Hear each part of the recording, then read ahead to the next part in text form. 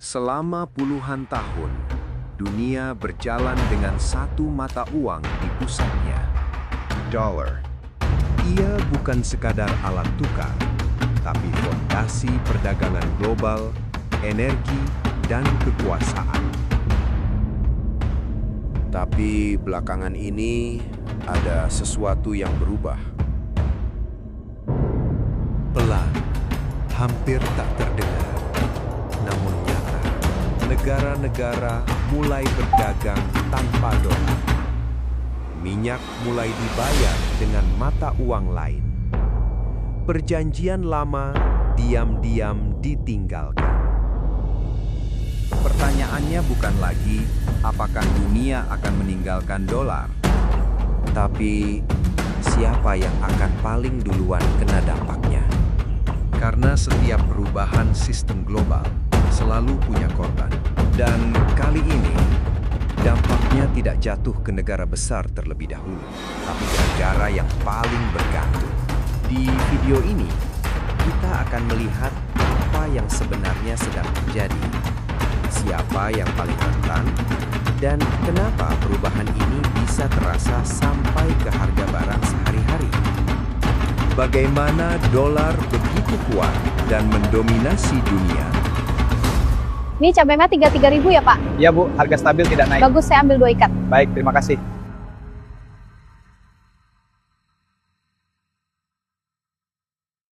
Sistem petrodolar. Ini adalah pilar terkuat dominasi dolar. AS membuat kesepakatan dengan Arab Saudi dan kemudian negara OPEC lainnya agar minyak hanya dijual dalam dolar AS.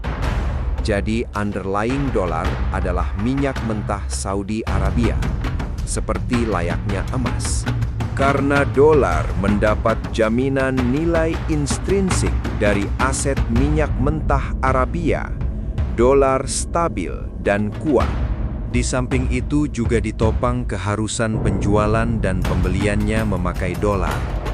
Dan berkembang setiap transaksi di dunia wajib konversi ke dolar.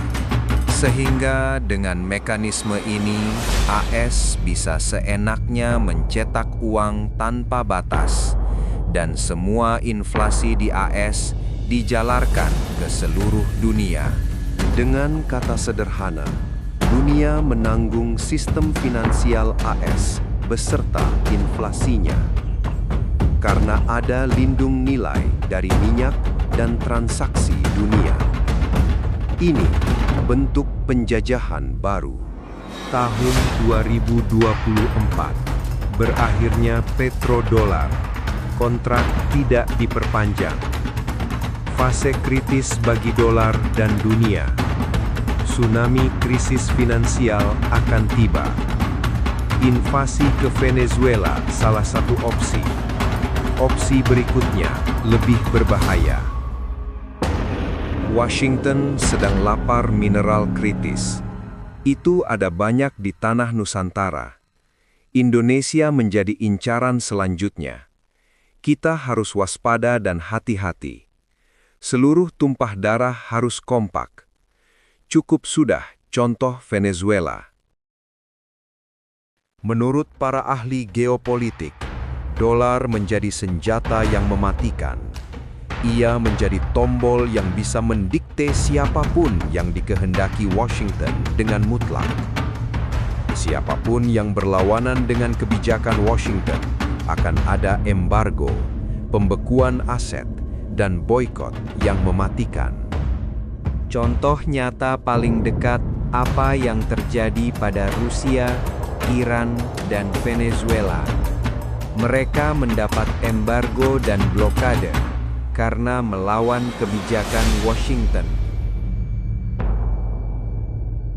Kita juga pernah dihancurkan oleh hegemoni dolar ketika krisis moneter tahun 1998 dan dilanjutkan dengan krisis ekonomi. Dampaknya masih terasa sampai sekarang. Apa itu?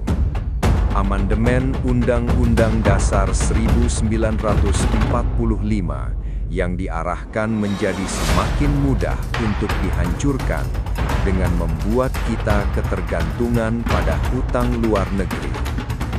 Itu semua mengkikis kemandirian nasional. Kita dijadikan pasar dan penghasil komoditas atau raw material.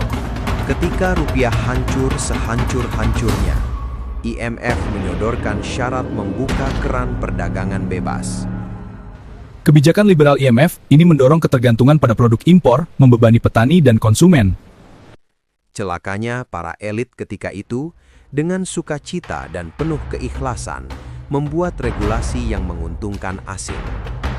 Akibatnya, kita kehilangan kemandirian produk pertanian kedelai, padahal penduduk kita pemakan tempe. Sampai sekarang, masih tergantung pada impor dari AS. Perang dagang antara AS dan China, serta akibat embargo dan boikot Barat yang mendera Rusia dan negara-negara berkembang, timbul kesadaran kolektif untuk membuang dolar. Hal itu ditandai dengan berdirinya BRICS. Indonesia memenuhi syarat sebagai negara dengan kaya sumber daya alam dan ekonomi yang besar. Karena itu, langsung diterima sebagai anggota penuh. Apa manfaatnya bagi Indonesia? Menjadi anggota penuh BRICS menjadi kemewahan yang tidak dimiliki oleh negara-negara lain.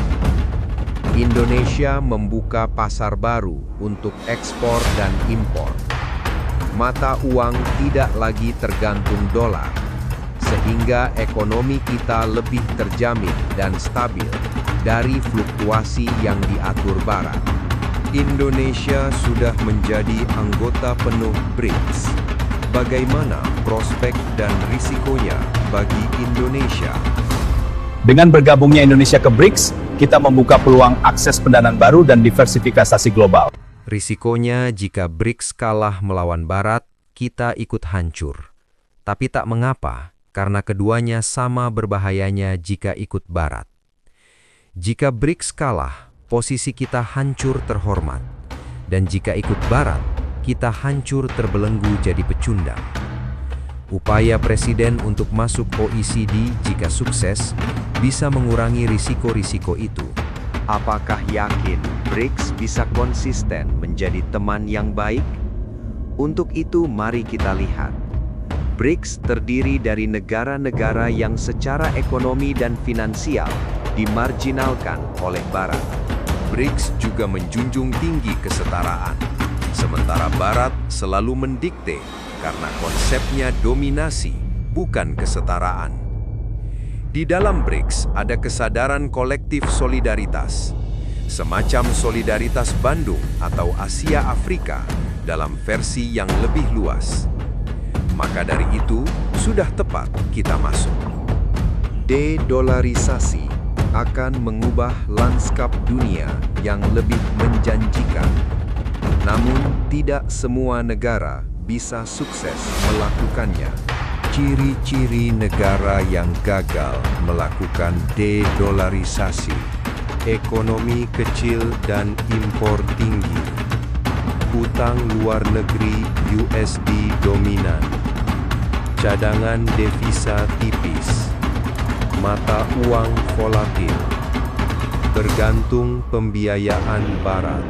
Risiko jika memaksa de-dolarisasi: krisis likuiditas, lonjakan biaya impor, tekanan nilai tukar, kehilangan akses pembiayaan.